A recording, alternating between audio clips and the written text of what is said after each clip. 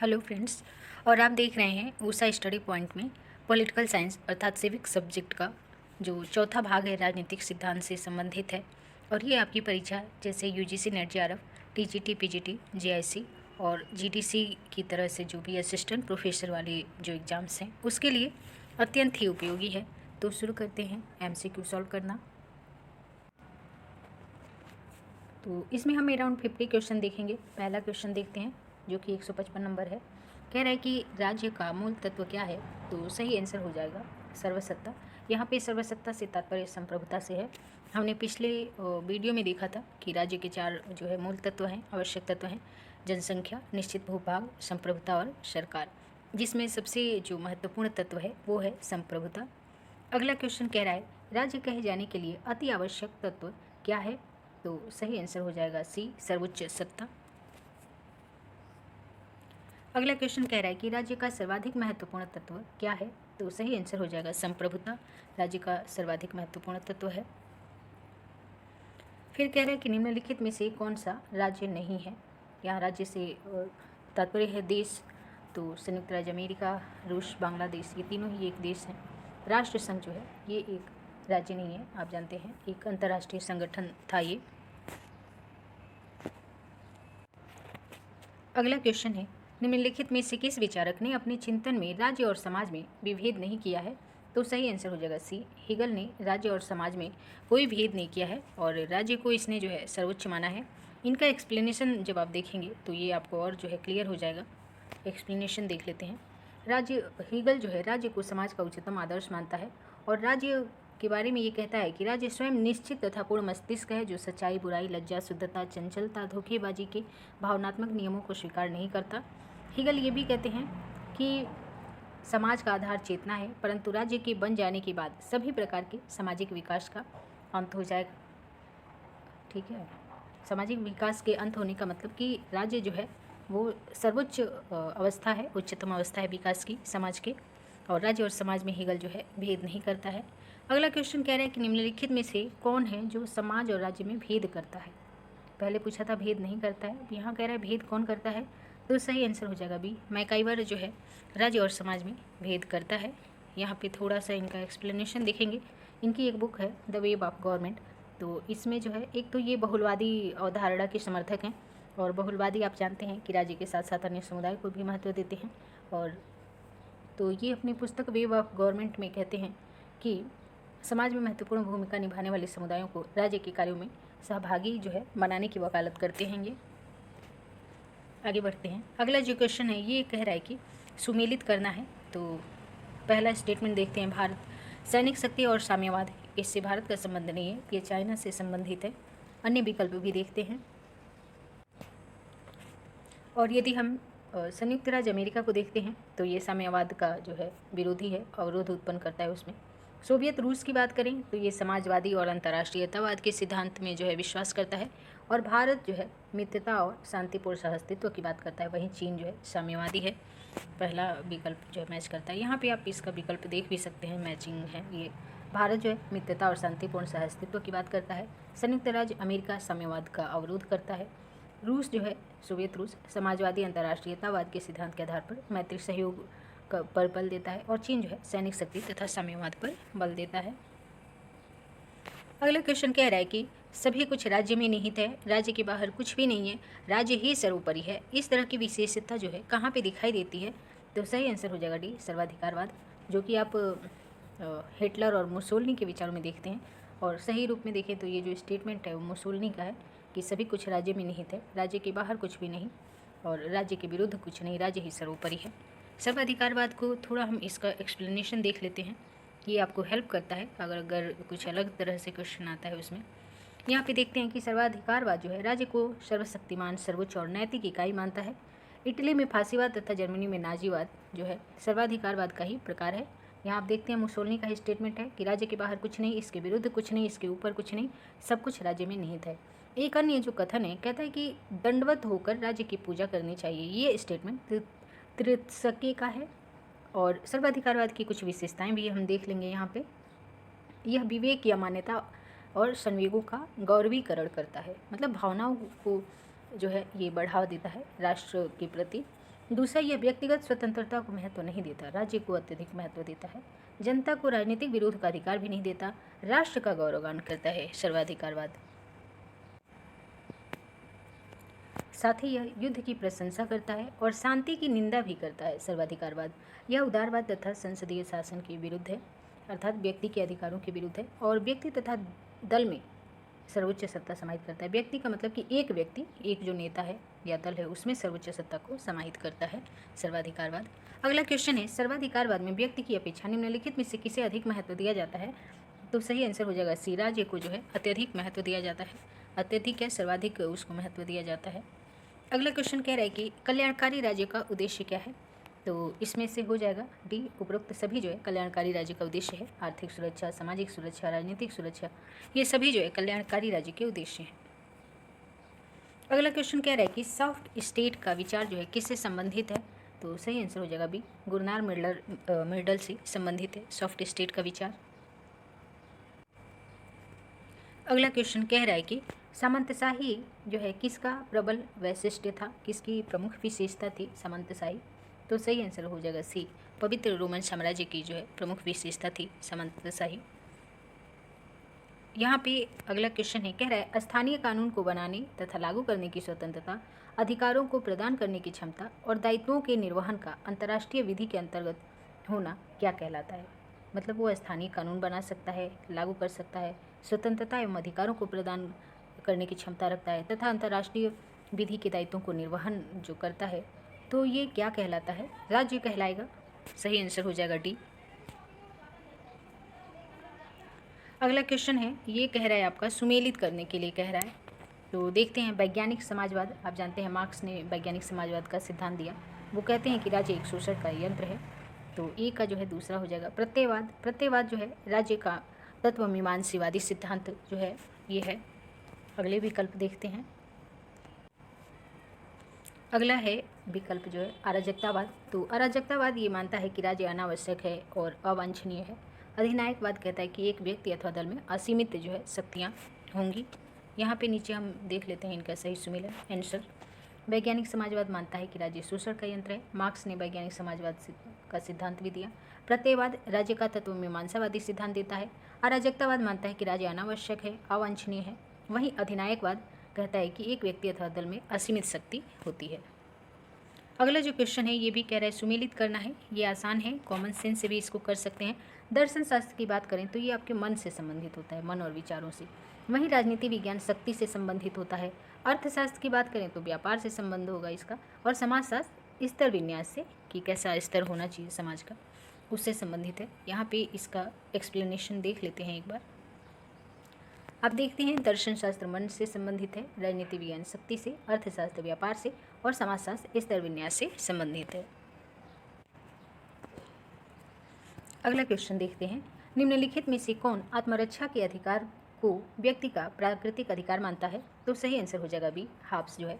Halves कहता भी है कि यदि जो शासक है, यदि वो आपकी सुरक्षा नहीं कर पाता तो आप उसके विरुद्ध जो है आप जा सकते हैं। आत्मरक्षा के लिए जो है प्राकृतिक आत्मरक्षा के अधिकार को ये प्राकृतिक अधिकार मानता है हॉब्स। अगला क्वेश्चन कह रहा है कि कौन सा मिलान जो है गलत किया गया है? तो सही आंसर हो जाएगा सी, अराजकतावादी जो है। बेंथम अराजकतावादी नहीं है, उपयोगितावादी हैं। मार्क्स और बेंथम यहाँ पे कह रहा है कि, तो सही आंसर हो जाएगा सी। सी जो है सही सुमेलित नहीं है। अगला जो क्वेश्चन है इसे हम एक बार देख चुके हैं इस वीडियो में, नहीं इसके पहले। मनुष्य राज्य की आज्ञा का पालन इसलिए करता है क्योंकि वो जानता है कि अवज्ञा से होने वाली अहित की तुलना में आज्ञा पालन अधिक उपयोगी है। ये कथन किसका है? तो उपयोग से आप उपयोगिता अगर याद रखते हैं तो आप ध्यान रखेंगे कि ये बेंथम का कथन है कि राज्य का जो आज्ञा पालन है वो करना उपयोगी है, सिवाय कि उसकी अवज्ञा करें। अगला जो क्वेश्चन है कह रहा है कि कौन सा कथन जो है इसमें सही नहीं है, अर्थात गलत कौन है? तो राज्य की सदस्यता ऐच्छिक है, ये जो है कथन सही नहीं है, गलत है। ऐच्छिक का मतलब कि आप अपनी इच्छा से ले सकते हैं, छोड़ सकते हैं। अपनी इच्छा से आप चाहें तो छोड़ सकते हैं, अपनी इच्छा से आप ले नहीं सकते। इसके कुछ जो है रूल्स और रेगुलेशन होते हैं राज्य की सदस्यता के लिए। अगला जो क्वेश्चन है कह रहा है राज्य सरकार के संसाधनों से संगठित एक व्यक्ति है। राज्य जो है सरकार के संसाधनों से संगठित एक व्यक्ति है जो कानूनों का निर्माण एवं क्रियान्वयन करता है। तो ये डायसी का कथन है, आसान क्वेश्चन है ये। अगला क्वेश्चन कह रहा है कि राज्य सिर्फ समुदाय ही नहीं वरन सर्वोच्च समुदाय है। ये जो है अरस्तु का कथन है, बहुत ही आसान क्वेश्चन था। अगला क्वेश्चन कह रहा है कि आधुनिक राज्य के विकास के लिए कौन सा तत्व उत्तरदायी है। तो सही आंसर हो जाएगा सी, राष्ट्रीय चेतना का विकास जो है आधुनिक राज्य के विकास के लिए उत्तरदायी है।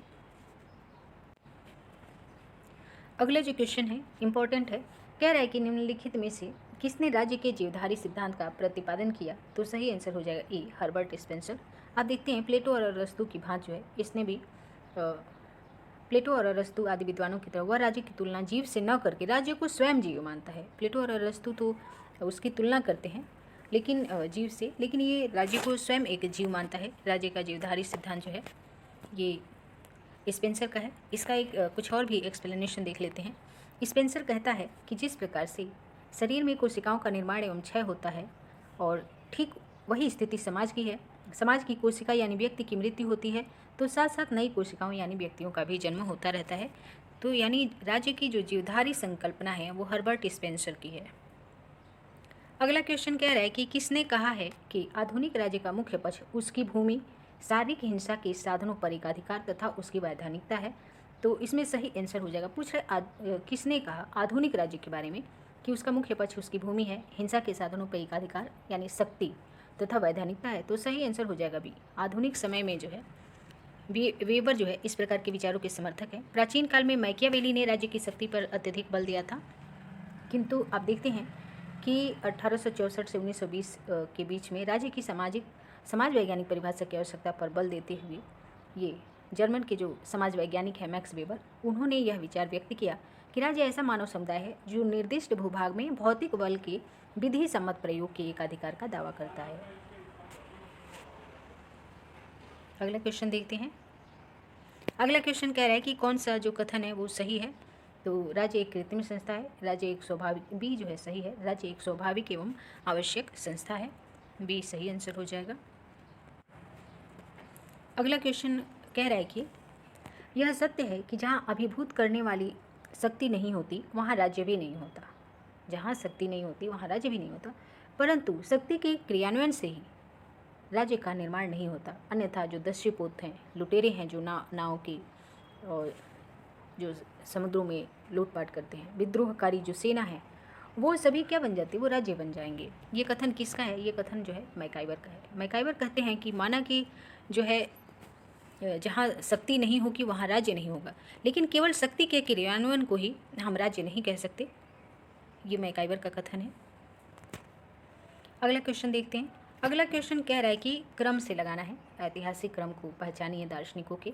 तो इसमें सही आंसर हो जाएगा आपका डी, हाब्स, फिर लाक आते हैं, फिर मॉन्टेस्क्यू और सबसे अंतिम में रूसो जो है आते हैं। तो इस प्रकार सही आंसर डी हो जाएगा अपना। अगला क्वेश्चन कह रहा है कि किसने राजनीति शास्त्र के अध्ययन में ज्यामिति, भौतिकी और मनोविज्ञान की मदद ली। तो सही आंसर हो जाएगा ए, हाब्स ने राजनीति शास्त्र के अध्ययन में ज्यामिति, भौतिकी व मनोविज्ञान की मदद ली।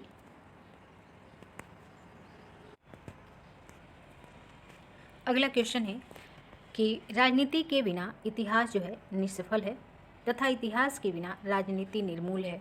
ये कथन किसका है, इंपॉर्टेंट क्वेश्चन है। ये सीले का कथन है और इस कथन को कई बार जो है अलग अलग तरीके से पेश किया गया है। हालांकि इसका मूल तत्व यही है कि सीले ये मानता है कि जो इतिहास है वो राजनीति शास्त्र का जड़ है और जो राजनीति शास्त्र है वो इतिहास का फल है। तो इस प्रकार इनका ये क्वेश्चन जो है कई बार पूछा है, आप देख लें, जितनी बार देखेंगे आपको बिल्कुल कंठस्थ हो जाएगा।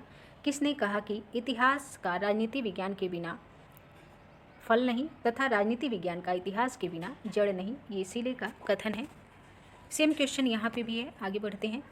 लेकिन क्वेश्चन स्टेटमेंट में थोड़ा सा डिफरेंस दे देता है। इतिहास के बिना नागरिक शास्त्र जो है जड़ विहीन है और नागरिक शास्त्र के बिना इतिहास फल विहीन है। तो ये जो है सीले का स्टेटमेंट है। अगला जो क्वेश्चन है ये कह रहा है कि राज्य की उत्पत्ति के संबंध में जो ऐतिहासिक सिद्धांत है उसका प्रतिपादन किसने किया था। तो सही आंसर हो जाएगा ए, हेनरी मैन द्वारा राज्य की उत्पत्ति के संबंध में ऐतिहासिक सिद्धांत का प्रतिपादन किया गया था। यहाँ पर आप देखते हैं कि राज्य की उत्पत्ति के संबंध में ऐतिहासिक अथवा विकासवादी सिद्धांत का प्रतिपादन सर हेनरी मेन द्वारा किया गया। इनकी पुस्तक एंशिएंट लॉ में, जो कि 1861 में आई। और आगे बढ़ते हैं, अगला क्वेश्चन देखते हैं। अगला क्वेश्चन कह रहा है कि जॉन लॉक और रूसो के सामाजिक संविदा सिद्धांत के संबंध में क्या सही है। तो स्टेटमेंट देखते हैं। लॉक का समझौता पूर्णतः स्वतंत्र समझौता है, जबकि रूसो की संविदा आबद्ध है, यानी कुछ जो है शर्तें भी लगाती है रूसो का जो समझौता है। तो सही है पहला स्टेटमेंट। अगला कह रहा है कि लॉक समुदाय को नगण्य शक्तियाँ प्रदान करता है। लॉक जो है समुदाय को कम नगण्य शक्तियाँ या बहुत ही कम शक्तियाँ प्रदान करता है, जबकि रूसो जो है, रूसो के समझौते में व्यक्ति का समुदाय में पूर्ण समर्पण हो जाता है। यहाँ पे समुदाय जो है अत्यधिक शक्तिशाली है, इसमें व्यक्ति का पूर्ण समर्पण हो जाता है। ये स्टेटमेंट भी सही है। तीसरा स्टेटमेंट कह रहा है कि लॉक की संविदा में व्यक्तियों के अधिकार सुरक्षित होते हैं, सही है, जबकि रूसो की संविदा में व्यक्ति के अधिकारों का अवसान हो जाता है। ये भी स्टेटमेंट सही है। तो इस प्रकार सही आंसर आपका डी हो जाएगा। उपरोक्त सभी कथन सही हैं जॉन लॉक और रूसो के सामाजिक समझौता सिद्धांत के संदर्भ में।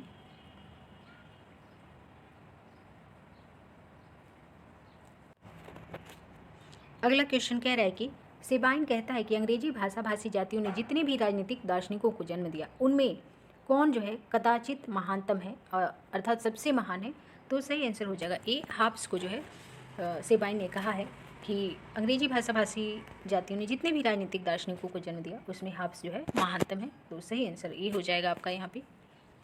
अगला क्वेश्चन कह रहा है कि हाब्स के अनुसार प्राकृतिक अवस्था में मानवीय जीवन कैसा था। आसान क्वेश्चन है। एकाकी, निर्धन, निंदनीय और अल्पकालिक था।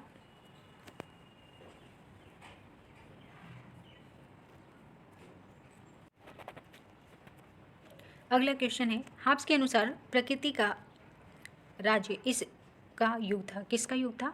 तो सही आंसर हो जाएगा बी, निरंतर संघर्ष का युग था जो प्राकृतिक अवस्था थी। अगला जो क्वेश्चन है कह रहा है कि इनमें से किससे लॉक के विचारों को प्रेरणा प्राप्त हुई। तो सही आंसर हो जाएगा डी, 1688 की जो स्वर्णिम क्रांति थी ब्रिटेन की, उससे जो है लॉक के विचारों को प्रेरणा प्राप्त हुई। और लॉक का जो सबसे प्रमुख ग्रंथ है टू ट्रीटीज ऑन गवर्नमेंट, क्योंकि लॉक के अनुसार दो प्रकार के समझौते हुए थे। और लॉक जो है अपने विचारों के लिए जो है रिचर्ड हुकर की एक पुस्तक है, उसके ऋणी है द लॉ ऑफ इक्लेसिटिकल पॉलिटी, इसके ऋणी है।